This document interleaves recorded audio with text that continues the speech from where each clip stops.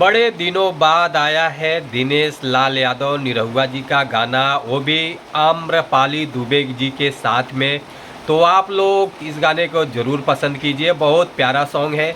तो आज हम इसी सॉन्ग के बारे में आप लोगों से बात करने वाला हूं।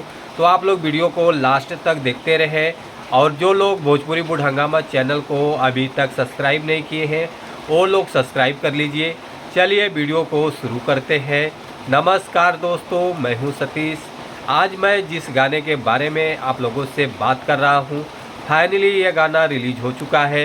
ये भी वीडियो सॉन्ग रिलीज हुआ है, जो कि गाने का टाइटल है बीड़ी, जो कि काफ़ी लाजवाब गाना है।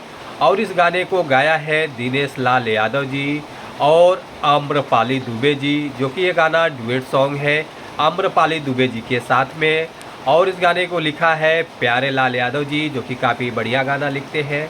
और उसके बाद म्यूजिक डायरेक्टर है इस गाने के आशीष वर्मा जी हैं, जो कि बहुत बढ़िया म्यूजिक देते हैं।